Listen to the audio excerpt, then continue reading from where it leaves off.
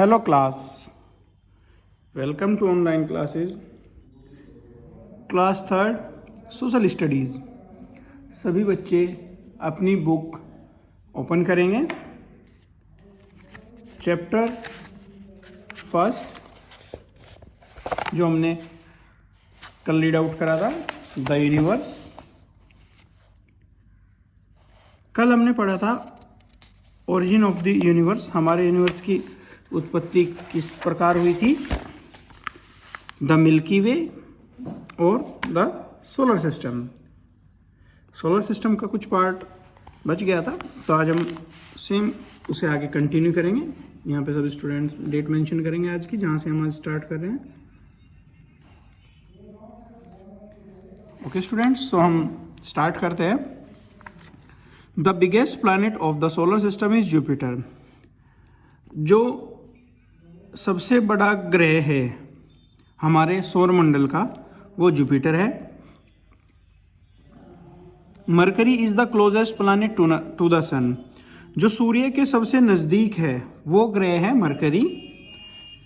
Neptune is the 8th and the farthest planet from the sun in the solar system.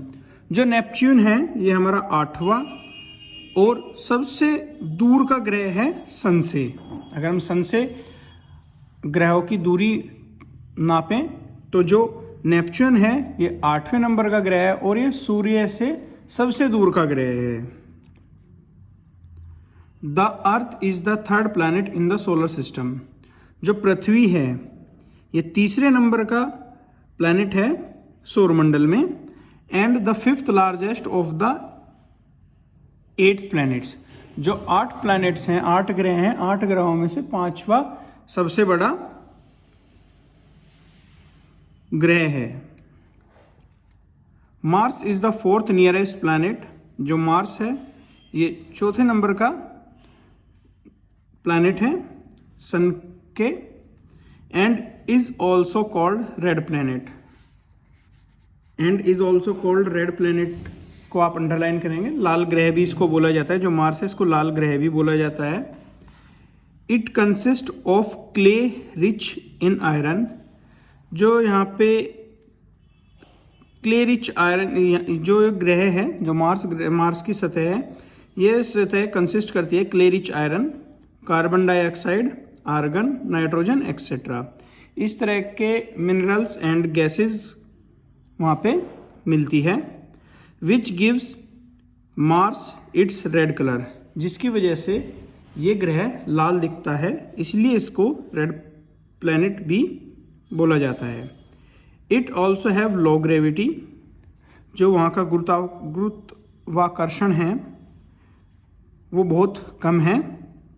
The temperature of Mars is below freezing point -63 degree Celsius.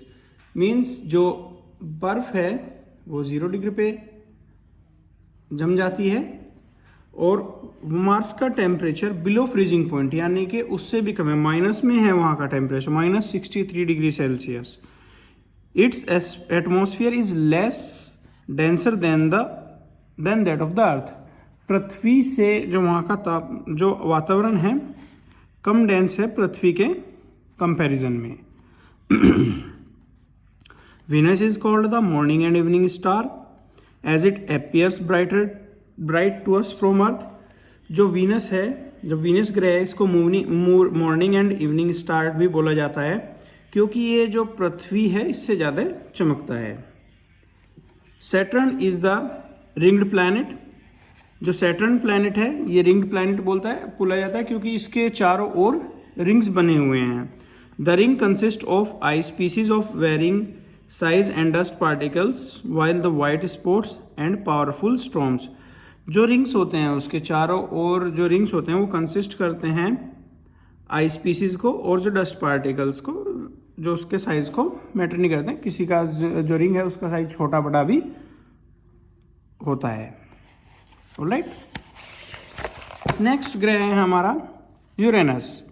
Uranus appears blue green in colour due to the cold methane gas. जो Uranus है इसका colour है blue green, हरा और नीला, क्योंकि वहाँ पे methane gas ज़्यादा होती है, इसीलिए उसका कलर इस तरह का पाया जाता है। Many planets in the solar system have small heavenly bodies called satellites. जो बहुत सारे ग्रह हैं हमारे सौर मंडल में, उनके पास एक स्मॉल हेवनली बॉडीज होती है जिनको सैटेलाइट बोलते हैं। जो सैटेलाइट्स होती हैं, उपग्रह होते हैं, दैट रिवॉल्व्स अराउंड देम। जो सैटेलाइट्स होती हैं वो हर ग्रह के चारों ओर घूमती रहती हैं। द वर्ड सैटेलाइट मीन्स, जो सैटेलाइट वर्ड है, सैटेलाइट शब्द है, इसका मतलब है smaller companions to the various planets of the solar system. These satellites revolve around their respective planets. The satellites also follow them in the revolution around the sun. Satellites can be natural और man made.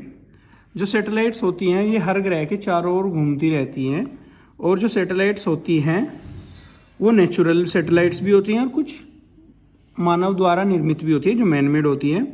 The moon is a natural satellite of the अर्थ। जो moon है ये natural satellite है पृथ्वी के लिए। Like planets, satellites also rotate on their axis. जो planets और satellites हैं ये अपने खुद की दूरी पे घूमते रहते हैं। ऑलराइट स्टूडेंट्स, अभी हम प्रोग्रेस माइलस्टोन करेंगे। The big bang created everything in the universe. Yes. The milky way consist approximately 200 billion stars. ये भी ट्रू है। Our solar system consist of 3 planets. ये रॉन्ग है क्योंकि हमारा जो सोलर सिस्टम है उसमें 8 ग्रह हैं, तो ये हम नो पे क्लिक करेंगे। The sun is the only source of heat and light in the solar system. Yes, यही है सिर्फ। ओके, आप सभी लोग ये वाली एक्सरसाइज भी कर लेंगे जैसे मैंने अभी किया। अब है हमारे पास planetary movements. All the planets have 2 kinds of movements, rotation and revolution.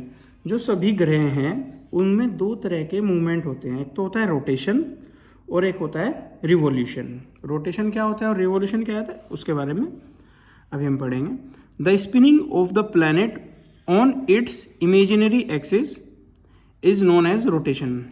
Rotation ये होता है अगर कोई ग्रह अपनी ही दूरी पे घूम रहा है उसको बोलते हैं रोटेशन। और the movement of the planet around the sun along its elliptical and fixed orbit is known as revolution. जब कोई ग्रह सूर्य के चारों ओर चक्कर लगाता है उसको बोला जाता है रिवॉल्यूशन। ओके, तो रोटेशन और रिवॉल्यूशन में क्या अंतर? रोटेशन होता है खुद की ही दूरी पे घूमना और रिवॉल्यूशन होता है किसी दूसरी चीज का चक्कर लगाना। जैसे हमारे पर अर्थ है ये घूमती रहती है और ये चक्कर लगाती है सूर्य का। ठीक है सर, ठीक है स्टूडेंट्स। तो यहाँ पे हमारा चैप्टर 1 कंप्लीट होता है आज, और इसकी एक्सरसाइज हम नेक्स्ट क्लास में डिस्कस करेंगे।